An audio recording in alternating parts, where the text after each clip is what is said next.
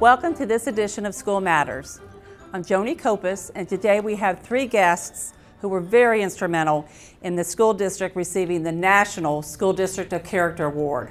Wow, pretty impressive. Yep. Thank you. Very good. Let's introduce everybody here with you today. First, we have Christy Hesselman, who's the Character Education Specialist, Kathy Wagafield, Principal of Ridgeway Elementary School, and Cheryl Burke, Principal of Wilson Middle School. So welcome. Thanks. And as I said, you guys were very instrumental doing the application, which I know was very time-consuming, cumbersome, labor of love, I'm sure.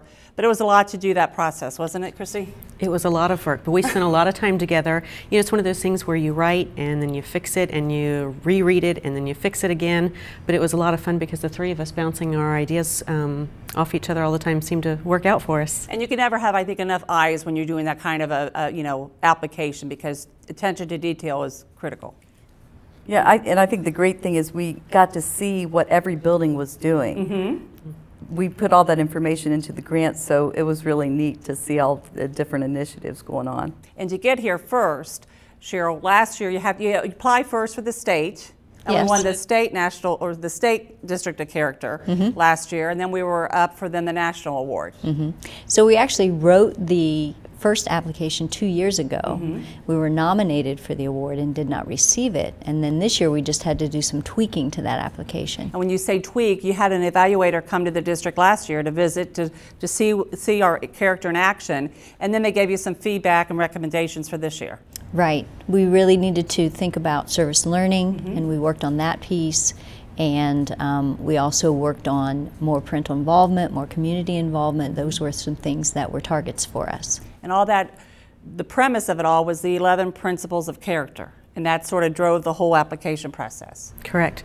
You know, the tough thing, you mentioned the fact that we got to see so many exciting things that are going on in the district. You know, when you try to celebrate things that are going on in 12 different buildings, it was hard to cut down because we have some outstanding programming going on in all of our buildings. Right. I'm sure, you know, as parents, you know, I know what's going on in my school buildings. This is with other ones you're not too sure about. But this reinforced to everyone, it's everywhere. Absolutely, and there was a limit to the amount of pages in the grant. So we really did have to cut things out. We have a lot more going on than what we included in the actual grant itself. So when you got the feedback, the recommendations from last year, then again, we got the State District of Character. Again, we were able to be nominated for the national. We were able to tweak it. And then again, you had a visitor come in a couple months ago to, again, see some of our schools in action. How'd that go, Kathy? It was wonderful. Yeah, he went to several buildings. We had lunch together along with the mayor. Very enjoyable lunch, and the mayor is very well versed in what is happening in the school system, and is considering making our city a city of character, kind of partnering with the school district. And you're right, because Mayor has been a variety of different schools and seen everything in action, so it was easy for him to talk about it because he's participated in a variety of different things. Yes, he has. So, and not only did we receive the National School District of Character, but 3 of our buildings received promising practices. And one I know was Wilson. You want to explain that, Cheryl? Kristen Yorty is a 7th grade science teacher, and she runs the environmental club, and she wrote a promising practice award about all the green initiatives in our building. Of course, we have a new building. Right. And she also used, she was Wilkes Educator of the Year 2 years ago, and she used grant money to create a rain garden, and so that became part of the promising practice Green Initiative also.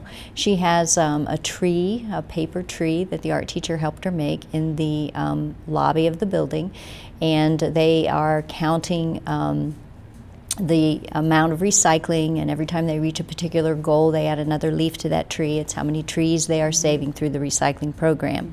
And so all of those things work together to create a promising practice around a green initiative.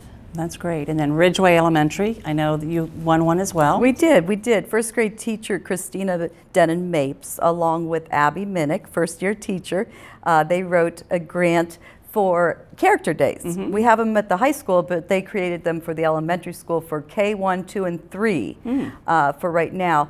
And they created a new day for each of our traits. So for instance, when we were discussing honesty, they had a special program just for kindergartners, a special one for first, second, and third. It involved a lot of volunteers, a lot of parent volunteers, small groups of kids with the volunteer families. They had certain activities they did together, then they would all come together to watch a short video clip. It was very well organized, about an hour program for each character trait, and just really taught those kids a lot.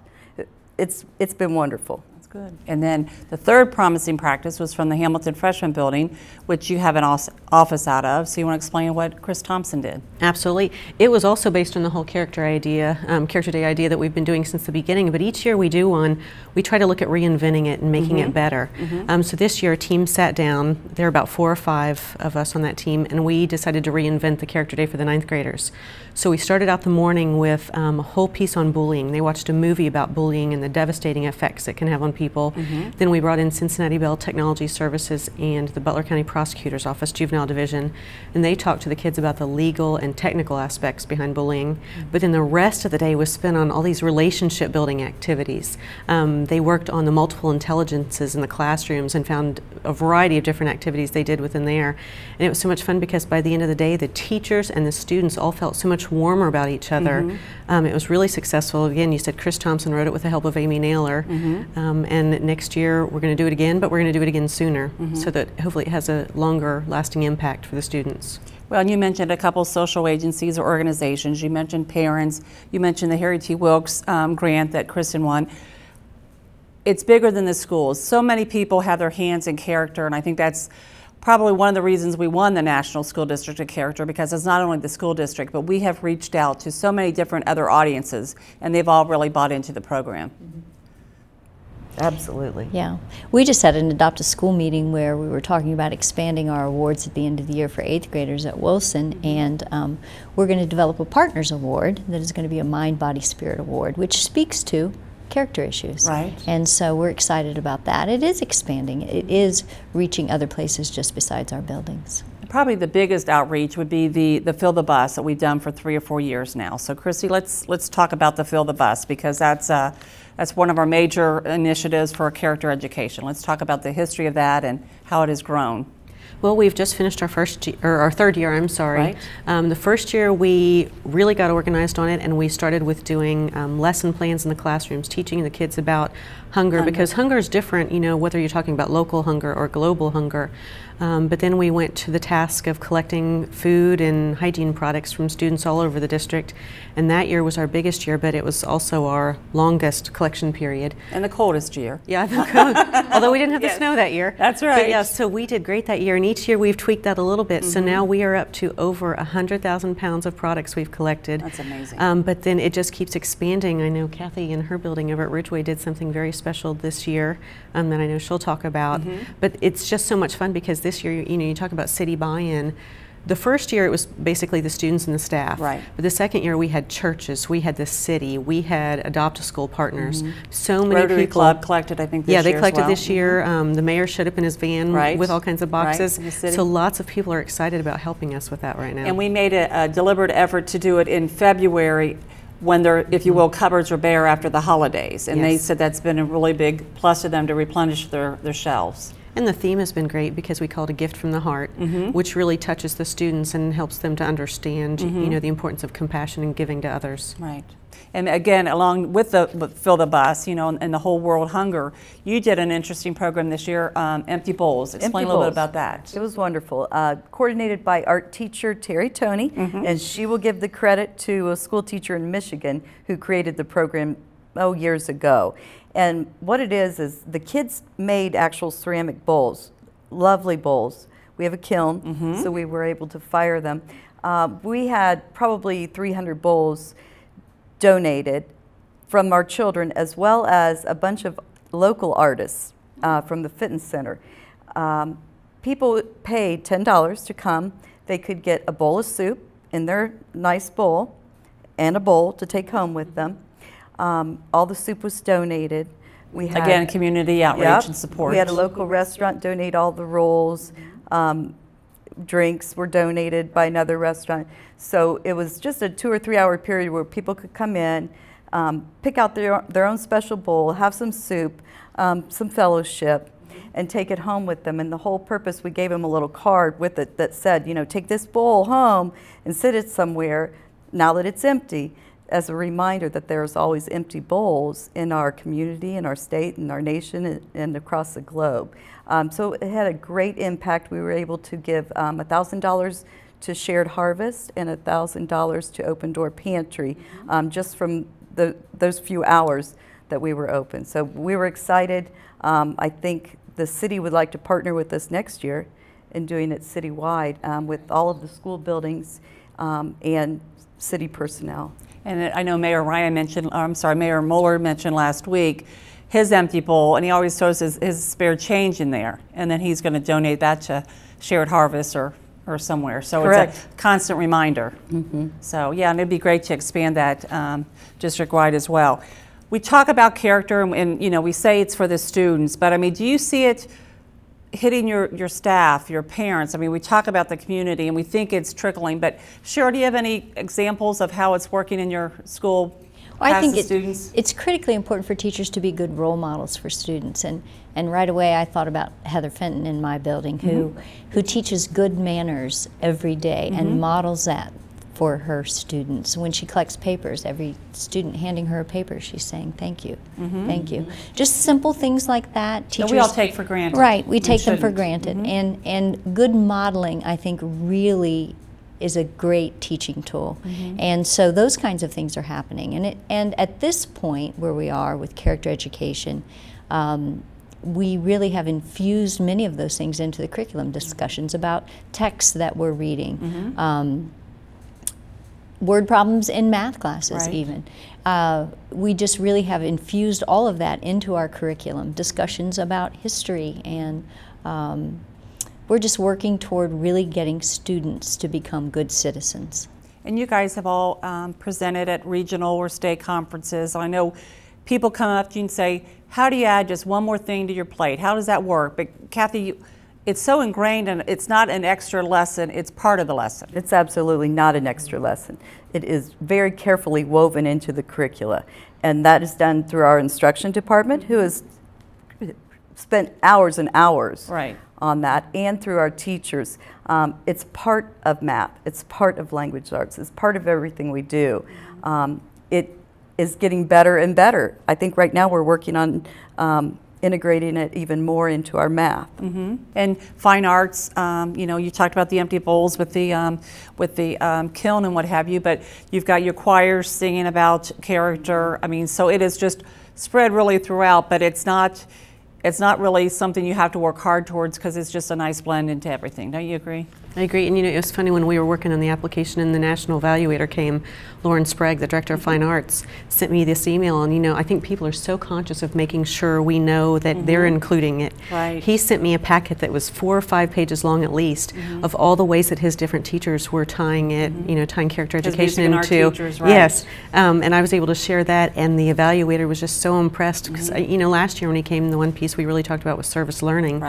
And that evaluator had the opportunity to see Livewire performing over at Fairwood, and he just talked about what a wonderful example it was, because it was our high school students, you know, teaching our younger students. Yeah, it's not just a regular classroom. Heather, of course, is health. You've got, of course, the phys ed teachers. So it's spread all throughout the curriculum. I think everybody's speaking the same language. It's all day long. It's from the minute they get to school. All of our buildings have what we call Project Growth, special announcements that we make every morning that revolve around character, and they're wonderful. At the end of every story, there's usually a quote, and at the end it's always make it a great day or not, the choice is yours. And that's something really special. Now that we're televised and have kids helping us, it's really neat. We end ours with a hand motion. It's the choice is yours, and that's all we have to do during the school day is this, and the kids know choice is mine.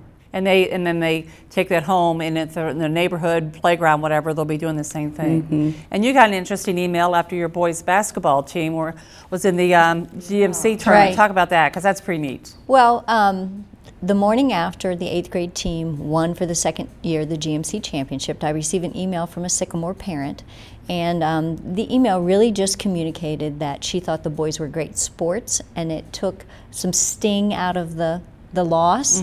And she also complimented the Wilson crowd. We had a pep bus go to the game, and she said that she just really thought we were a class act, and wanted to let me know that she was just really impressed by the students at Wilson. Yeah, that's great. It's amazing. Yes. And I know Bonnie Nuxall has mentioned, as has Kim, they go to these national conferences and they see pockets of character. It may be a classroom, it may be even a whole school, or maybe, you know, a gym teacher.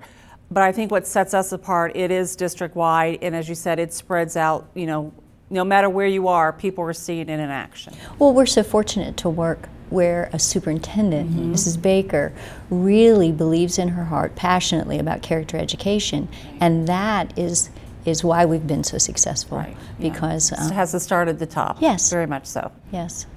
Now, you were going to say something? Well, I was going to say the other piece I think that helps is we've got such a strong infrastructure and we have worked together. You know, a lot of districts and schools will go with these canned programs, and I'm sure they have a lot of success with those. But you know, each of our buildings is unique. You know, not just from middle school and elementary and high school, but even elementary to elementary, and each building has just created something that works for them in addition to what we're doing throughout the district together. Right. And there's a character planning team which has a representative from each building, and it's great when they get together, they share ideas. It's overwhelming, some of this stuff, and they learn and feed off of each other. They take it back, and you're right, each school's unique and they know the population, what can be done, you know, but they know their staff and their students well enough to say, oh, this will work and let's run with this, or let's tweak this and then it'll be a better fit for our building. So it's very good. We started again 5-7 years ago on the 5 character traits. Honesty, respect, compassion, hope I get this all, personal responsibility, acceptance. But now we've sort of gone on to performance character traits. Let's talk a little bit about that. Yeah, we decided last school year to adopt 5 traits. And we talked about it beforehand, but we had to really work to come to a consensus about which ones were appropriate. Right. So we adopted confidence, creativity, effort, organization, and perseverance. Very good, because those are all things that, you know, teachers are already talking about anyway, but those are the things that will help students be successful in the classroom. The more successful they are in the classroom, the more successful they're going to be in life. And do you see that in your buildings? The performance character traits? One of the things that we did at Wilson this year was we modeled some character lessons on Carol Dweck's work in the book Mindset. And a lot of that really is about performance character, where a person has a choice. You can have a fixed mindset or you can have a growth mindset. And so we really promoted the growth mindset with students. We looked at scenarios, we talked about that, really trying to get people, trying to get students to really buy into the belief that I can perform better academically, I can increase my potential academically, and I can make changes in my personal life, better choices. And so that was something that we did at Wilson this year. And being part of this initiative really always has me thinking about, well, where will we head next year? And I recently read an article that a family member shared with me, and I think next year that we're going to focus on character lessons that focus on resiliency. You know, what do you do when you fail? And failure really isn't a bad thing. It's what we learn from it. And so to teach students some resiliency skills and key in on that perseverance, because it's just so important. And you know, thanks to Cheryl, that book became part of most of our staffs and was even district-wide Very part of a book club. So for adults to be able to get together and read that book and learn about themselves and more about children was amazing. And then, like you said, spread it on to the children, what have you, yeah. So National School District of Character, it's a great award. What do we do with that? I mean, is there any commitments that we have to do, any conferences that we have to? Well, obviously their hope is that we're going to spread the word and we're going to share our knowledge with others. So next fall we've been asked to hold a workshop. We'll have more information out later about the date and the place. But we will hold several different workshops within, because we're going to try to reach everyone. We're going to have some, you know, time on sports and character. We're going to have some time talking about the service learning piece. We're going to have some time on the performance character piece. So we're just going to try to be available to other schools, in which we've been, you know, for years they've been calling us. And as I say, every time we have go to a conference and share, we always get phone calls or people coming up afterwards saying, how does this happen? How can you do it? So it is nice that people feel comfortable enough to come and they want to talk about it, because they're interested in spreading that to their schools. It's exciting to be the leader in that area. Very much so. Well, again, as I said, I think you three are very instrumental and big reasons why we won the National School District of Character. No pressure though, but we'll continue on that. So good luck, and I'm sure we'll hear more about it. And TV Hamilton and their various program has shown a variety of different things. Of course, Fill the Bus and different character activities. And so we'll try to continue to get the good word out there. Wonderful. Any last thoughts? Keep going? We'll keep going. Plugging on. All right. Well, thank you guys for Thanks, joining Karen. us. Thanks. And that ends this edition of School Matters. For TV Hamilton, I'm Joni Kopis, and we'll see you next time on School Matters, because school matters.